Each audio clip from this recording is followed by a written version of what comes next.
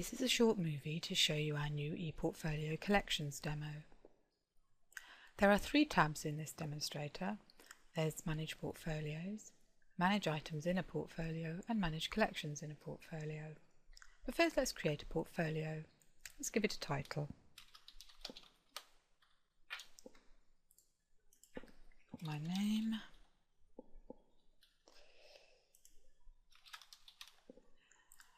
Optional email, and this is an Open University specific identifier.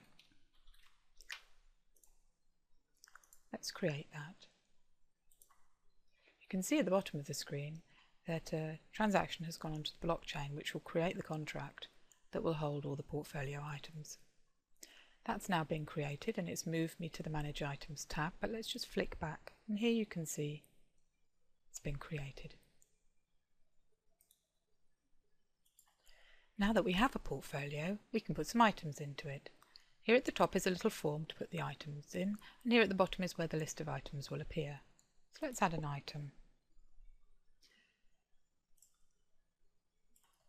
So I'm going to add an item.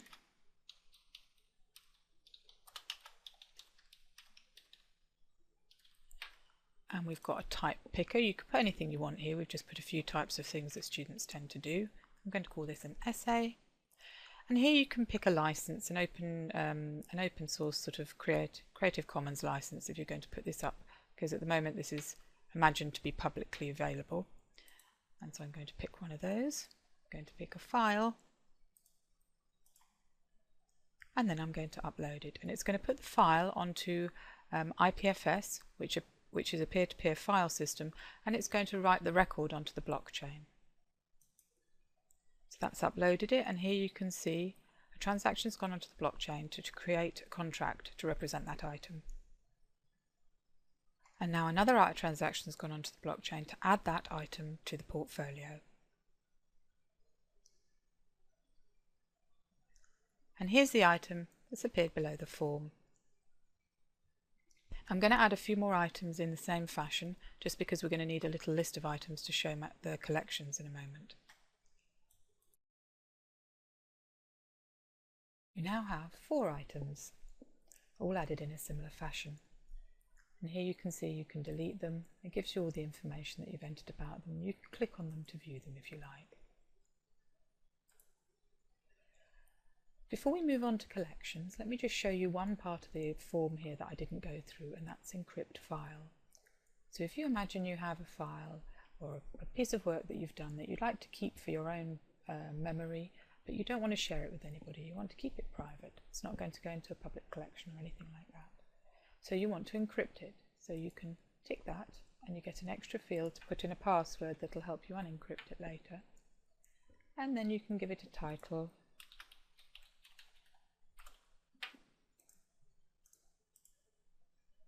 You don't give it a license because it's private, so that doesn't matter. Let me pick a piece of work.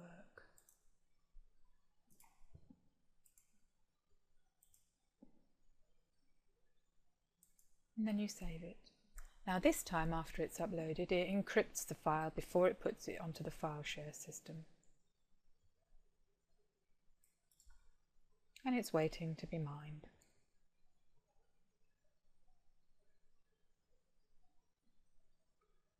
Now it's being added to the items in the portfolio. You can actually see in the central panel, you'll always get messages about what it's actually doing at the moment.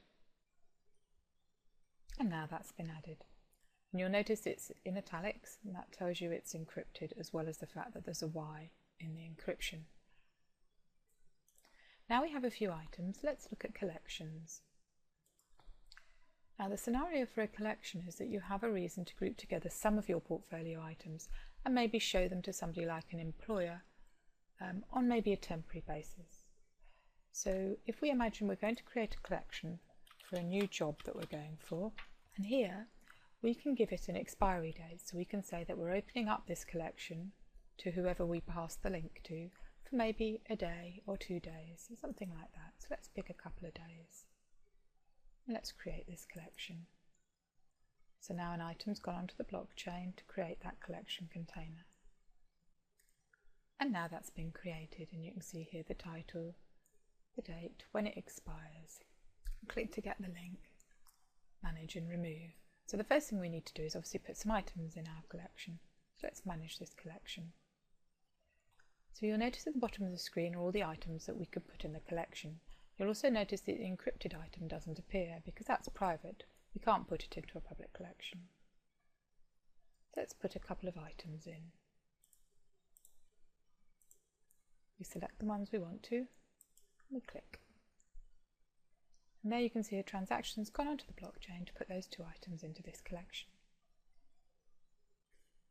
And those have now been added, and they've appeared at the top, and the 2 remaining items that we haven't added are at the bottom. So now we have some items in our collection. Let's imagine we're going to give that to an employer. So you can right click on save the link, or we could just go to the link for now so we can see it. So this would be the URL that you'd give to your employer, and then they'd see this page for the designated amount of time. And here are the 2 items you might want to share with your employer, and that employer can then look at them and examine some of your work.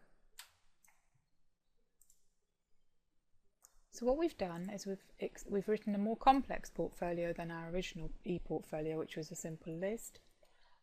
By adding the ability to expose sections of your portfolio to specific people for a specific length of time. And we've also added the ability to encrypt parts of your portfolio if you want to keep them private.